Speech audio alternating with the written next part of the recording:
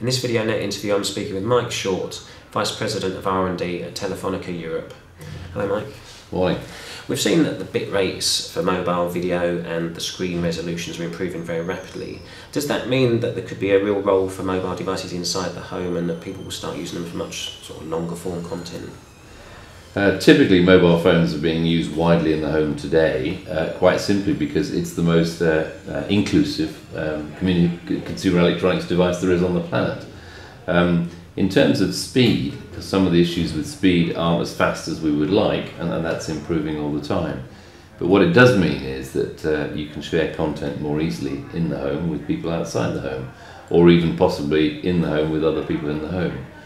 So links between cellular and Bluetooth are helping, and therefore connecting to screens, so replaying on a bigger screen if required. And other accessories coming along to help with the volume as well as the brightness and the projection. I mean, are there opportunities for the mobile service provider to monetize the fact that people are watching in the home?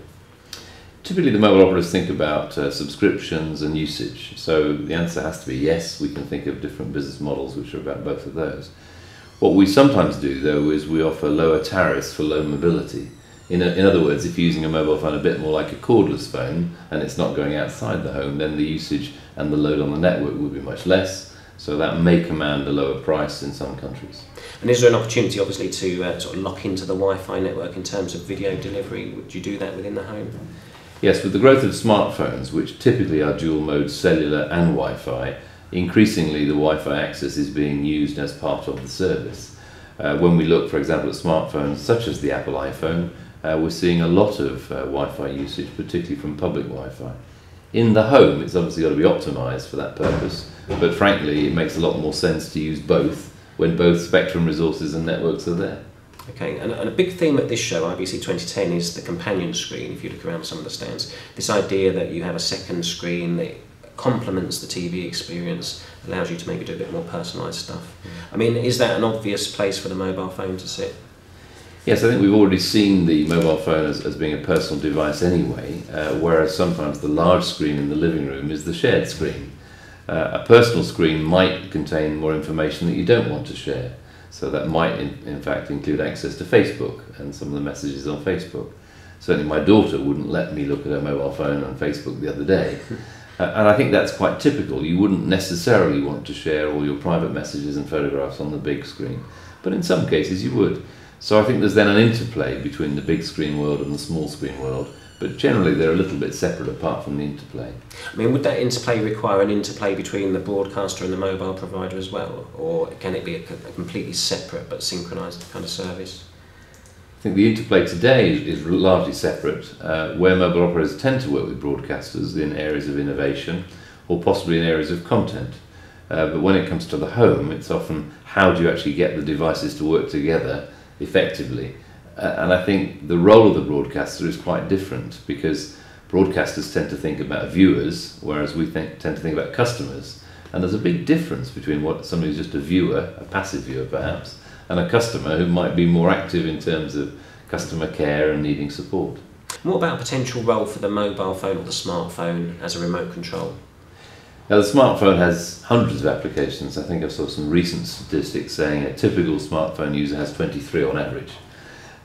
In the home, clearly you could imagine the smartphone doing all sorts of things, both replaying content for other family members, possibly also controlling things to do with energy, switching on and off lighting, for example. We also see some applications that are looking at closed-circuit TV, maybe also looking at maps before the journey from the home is considered. In terms of remote control, I think we already see experiments. I don't think it's a widespread service, but certainly there are remote control applications for the television today, and who knows whether they'll take off. I think time will tell. And people like their own content getting onto the big screen. I mean, presumably that can include pictures or even video from phones. Well, with the big screen, clearly an increasing number are connected, so connected to the internet, so delivery through the internet or through Bluetooth in some cases to the big screen is possible today. I think then the question is, how do you generate the content? Do you generate it through a camera phone, a mobile phone camera, or do you generate it through some other capturing device and then share it? The reality is that we're going to have much more in the way of screens in the homes anyway, So we need to connect them to make sure the content can move around and we're not duplicating or unnecessarily multiplying the storage.